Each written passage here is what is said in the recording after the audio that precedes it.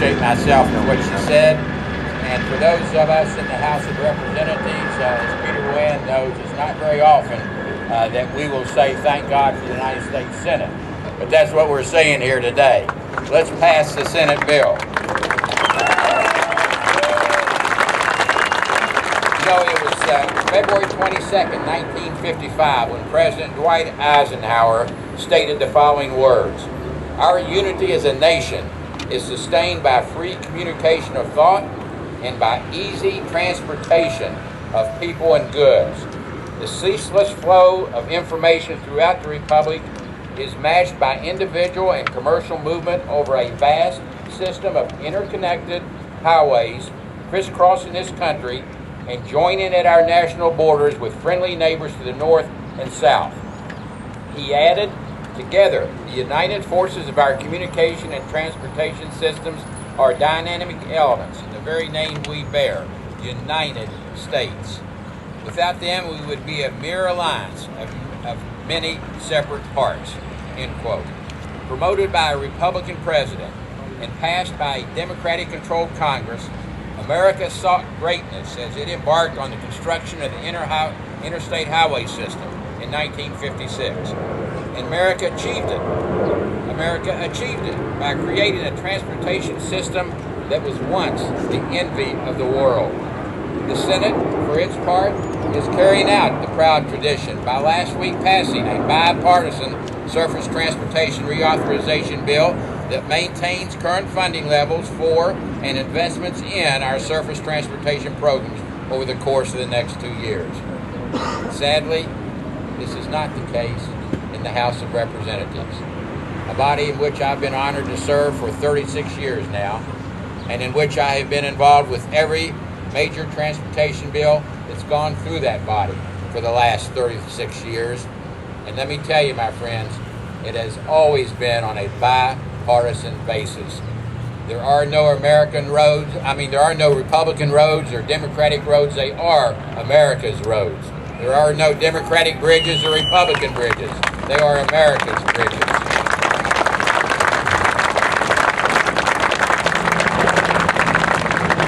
The bill that the House Republican leadership is trying very hard to lobby their side of the aisle for slashes $15.8 billion in highway funding to the states.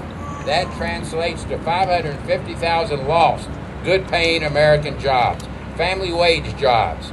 Investments in roads, highways, and bridges would retrench in all but 5 states. That's what H.R. 7, the Micah Boehner bill, would do. It represents a full-scale retreat from the dynamic vision set forth some 56 years ago.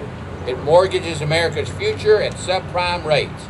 It bankrupts the Highway Trust Fund, and it endangers the future long-term integrity of transportation programs. It is the wrong direction for America. Unable to gather enough Republican votes for this bill, and you're going to be hearing in a minute from a member of our House Transportation and Infrastructure Committee, a Republican member who voted against this bill, Tom Petri, and I salute him for that. But we are now in a holding pattern.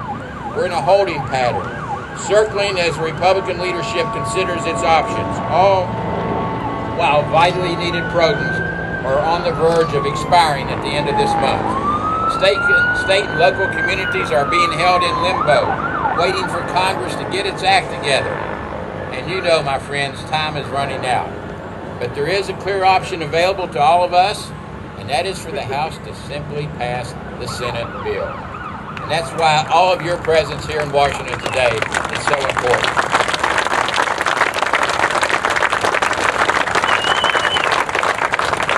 You need to contact your representatives in the House of Representatives and urge them to pass the Senate transportation bill.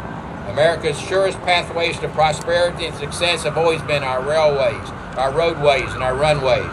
But when investments in America's transportation future become victim to political brinkmanship, we all lose. It's time to end the partisan gimmickry.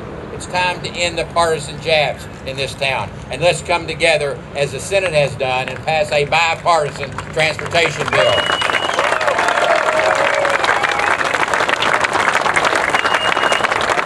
We can no longer delay action on the surface transportation bill.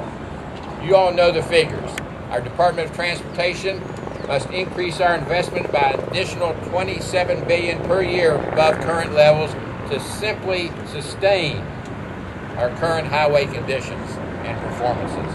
An additional $96 billion per year is needed to make all cost-beneficial highway improvements and eliminate the bridge backlog. So to me, the option is clear. The House needs to pass the bipartisan Senate Transportation Bill as the best and most prudent course of action. And I know, and I've already heard, that you will join me in making this call. So as I conclude, let me again salute your organizers, salute all of our road builders, those who actually labor in building America, because you know what investment in infrastructure means. You know that it means good, long-paying jobs for our people in this country. And when we look at what our foreign competitors are doing, China, India, Japan, they're leaving us in the dust when it comes to investments in their infrastructure as a percentage of their gross domestic product. It's time for America to get moving. Let's put America to work and pass a long-term, robust transportation.